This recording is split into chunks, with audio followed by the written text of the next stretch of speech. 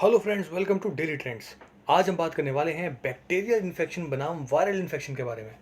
आज हम जानेंगे क्या होता है इन दोनों के बीच अंतर, क्यों और क्या होते हैं इनके कारण, कैसे इसके बारे में पता लगाया जाता है, इसका इलाज, साथ ही इससे आप अपना बचाव क्या कर सकते हैं। तो आइए शुरू करते हैं। सबसे पहले कि दोनों की बैक्टीरियल और वायरल इन्फेक्शन में दोनों के बीच क्या अंतर होता है। तो दोस्तों मैं आपको बता दूं, दोनों में सबसे बड़ा बेसिक डिफरेंस ये होता है कि जो बैक्टीरियल इन्फेक्शन होता है वो किसी भी लिविंग या नॉन लिविंग थिंग पर वो ज़िंदा रह सकता है। उसको किसी इंसान या किसी वस्तु या किसी चीज़ की ज़रूरत नहीं होती सस्टेन करने के लिए। वहीं वायरल इन्फेक्शन जो होता है उसको एक लिविंग सेल या टिश्यू की ज़रूरत होती है ज़िंदा रहने के लिए, जिसको आप होस्ट बोल सकते हैं। तो ये सबसे बड़ा बेसिक डिफरेंस होता है इन दोनों के बीच। साथ ही अगर हम बात करें बैक्टीरियल इन्फेक्शन की कि ये वातावरण में फैल सकता है, राइट, तो जिसकी वजह से आपको ये हो सकता है। वहीं अगर हम बात करें कि वायरस की, तो इसको यूजुअली पैरासाइट कहा जाता है, जिसको कि जैसे कि मैंने बताया कि ज़िंदा रहने के लिए किसी सेल या फिर टिश्यू की ज़रूरत होती है। अब ये फैलते कैसे हैं दोस्तों? सामान्यतः जो इन्फेक्शन होते हैं उनके फैलने का तरीका है एक ही जैसा होता है। अगर हम बात करें बैक्टीरियल वायरल इन्फेक्शन की, तो वो एक ही तरीके से फैलते हैं। और यूजुअली जिसमें कि आजकल आपने सुना होगा कि कोरोना वायरस का काफ़ी ज़्यादा प्रचार और प्रसार हो रहा है, तो इसमें जगह जगह आपकी होर्डिंग्स और गवर्नमेंट द्वारा भी काफ़ी ज़्यादा अवेयरनेस फैलाई जा रही है कि किस तरीके से आपको बचाव करना है। सर्दी खांसी होने पर घर से बाहर ना निकलें, मास्क पहनें और समय समय पर अपने हाथ धोते रहें। इसके अलावा अगर आप पब्लिक प्लेस में जा रहे हैं या फिर आप कोई कॉमन चीज़ों को छूते हैं, तो आप उसके बाद तुरंत अपना हाथ सैनिटाइज़ करें, रादर देन अपने उस हाथ को सीधा अपने नाक, आँख या मुंह पर लगाना या किसी भी सेंसेस पर लगाना। तो ऐसे में इन वायरस के फैलने का, इन्फेक्शंस के फैलने का खतरा बढ़ जाता है। तो यूजुअली जो सामान्य प्रकार के बैक्टीरियल इन्फेक्शन होते हैं उनमें आपका टीबी होता है, गोनोरिया होता है, टिटनेस होता है, स्ट्रेप थ्रोट होता है, और इसके अलावा बैक्टीरिया के कारण फूड पॉइजनिंग भी हो जाती है। फूड पॉइजनिंग में ये होता है कि खाना दूषित हो गया रखा हुआ, तो वो बैक्टीरियल इन्फेक्शन के कारण ही हो जाता है कि सड़ गया खाना आपने खा लिया और उसके कारण आपको फूड पॉइजनिंग हो गई। वहीं सामान्य वायरल इन्फेक्शन की बात करें तो इसमें वायरल हेपेटाइटिस भी होता है, HIV होता है, सर्दी खांसी भी कुछ इस तरीके की होती है, जिसमें कि आगे आपको बताऊंगा कि राइनो वायरस जिसको सबसे ज़्यादा कॉमनली जो सर्दी खांसी का कारण होती है। इसके अलावा खसरा हो गया, चिकन पॉक्स हो गया और आदि आदि चीज़ें, ये सब वायरल इन्फेक्शन, सामान्य कॉमन वायरल इन्फेक्शंस होते हैं ये वाले। तो अब आपके मन में हो सकता है कि सवाल उठे कि सर्दी क्या होती है, कि ये बैक्टीरियल होती है, वायरल होती है। इसके अलावा बलगम के रंग से क्या आप पता लगा सकते हैं कि ये बैक्टीरियल इन्फेक्शन है या फिर वायरल इन्फेक्शन। इसके अलावा पेट का फ्लू क्या होता है, वो बैक्टीरियल होता है या वायरल होता है। तो दोस्तों मैं आपको बता दूं कि सर्दी खांसी में मेजरली जो बात होती है, जो कारण होता है वो राइनो वायरस होता है, जो कि कॉमनली होता है। कि ज़रूरी नहीं है कि सर्दी आपको वायरस के कारण ही हो, ये बैक्टीरियल के कारण भी हो सकती है, जिसमें कि सामान्यतः अगर वो सर्दी खांसी अगर आपको ठीक होने की वजह वो ख़राब होती जाए, 8 से 14 दिन तक चले, तो आप समझ जाओ कि वो बैक्टीरियल हैं उसके होने के कारण। वहीं अगर बात करें कि बलगम के रंग से आप क्या पता लगा सकते हैं, कि अगर यूजुअली बहुत से ये पहले से प्रैक्टिस में है ये चीज़, अगर बलगम का रंग हरा होता है तो उसको बैक्टीरियल इन्फेक्शन माना जाता है।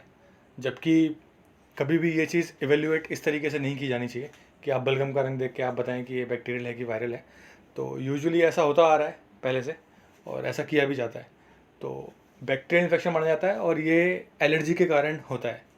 अगर बात करें पेट के फ्लू की, तो पेट के फ्लू के अलग अलग कारण हो सकते हैं। जैसे सपोज़ करो दस्त हुए, आपके आपके शरीर में पानी की कमी हो गई, तो पेट का flu is a different thing, और इसमें काफ़ी सारी चीज़ें हैं, इसमें फैक्टर्स आते हैं।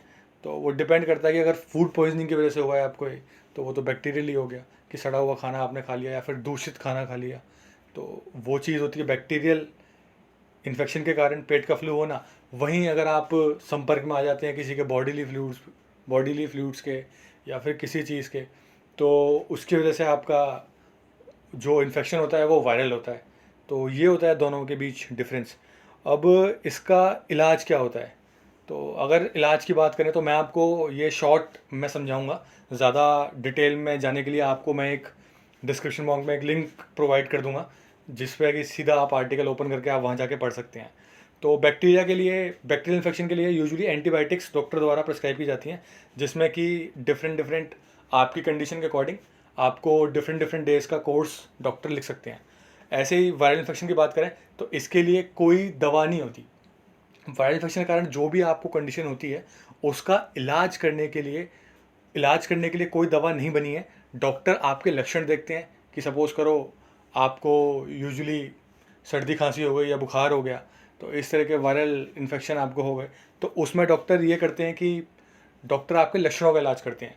साथ ही वायरल इन्फेक्शन जो होता है वो अपने आप ही हमारी बॉडी है, उसका ऑटोमेटिकली डिफेंस सिस्टम एक्टिव हो जाता है जब भी हम बीमार होते हैं, तो वो खुद से ही अपने आप ही हील करना खुद को शुरू कर देती है। तो उसी तरीके से वायरल इन्फेक्शन का इलाज किया जाता है।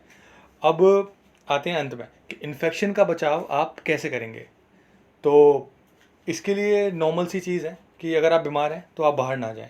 अगर आपको सर्दी खांसी या इस तरह की चीज़ें हैं जो कि आपके बीमारियां एक दूसरे को छूने से, मिलने से, या फिर इन्फेक्टेड पर्सन के सपोज़ करो अगर आप मुंह पे हाथ रख के खांस रहे हैं, छींक रहे हैं और उसके बाद आपने दूसरे व्यक्ति से हाथ मिला लिया, या फिर आपने मास्क नहीं पहना हुआ है, आपने कहीं छींक दिया, तो आपके फ्लूइड्स निकल सकते हैं नाक वगैरह से, जिसके संपर्क में, कांटेक्ट में दूसरे पर्सन के आने से वो सेम बीमारी उसको भी फैल सकती है।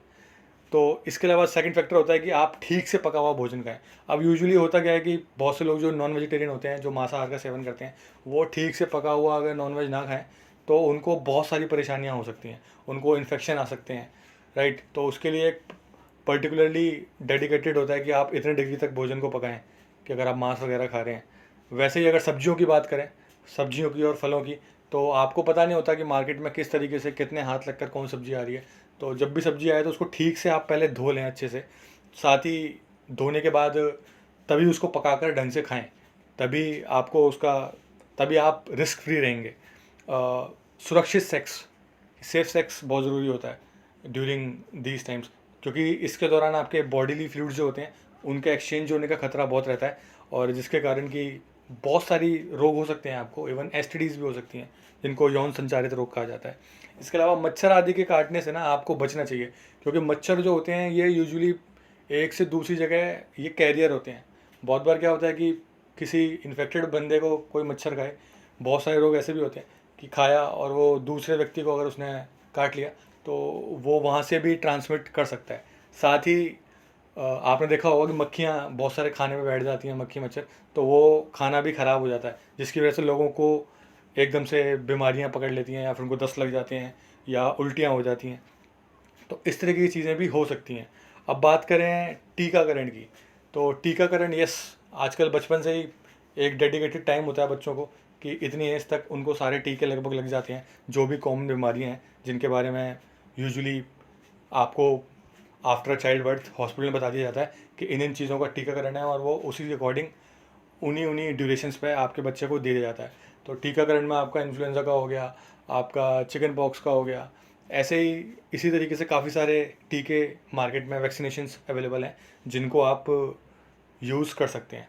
इसके अलावा अगर निदान की बात करें अंत में कि पता कैसे लग सकता है कि आपको कौन सा इन्फेक्शन है या नहीं है, तो इसके लिए आप डॉक्टर के पास जाएं। डॉक्टर आपको ईजिली देख के बता सकते हैं। अगर हम बात करें खसरे की या चिकन पॉक्स की, जिसको माताई बोला जाता है, तो डॉक्टर उसमें देख के दाने को देखेगा कि किस तरीके के दाने आपकी बॉडी पर निकल रहे हैं, तो उसको देखने के बाद ही डॉक्टर ईजिली आपको बता सकते हैं कि ये आपको चिकन पॉक्स है या फिर खसरा है। हालांकि दोनों की वैक्सीनेशन अवेलेबल है, तो अगर लेकिन वो टाइम से पहले लग जाए तो यस, इन दोनों के होने के बाद में होने के इनके चांसेस बहुत कम हो जाते हैं। ये वीडियो आपको कैसी लगी ये हमें कमेंट करके ज़रूर बताएं। अगर आपको अच्छी लगी तो इसे ज़्यादा से ज़्यादा लोगों तक लाइक करें व शेयर करें। साथ ही अगर आपने हमारे चैनल को सब्सक्राइब नहीं किया हुआ है तो इसे सब्सक्राइब करना ना भूलें।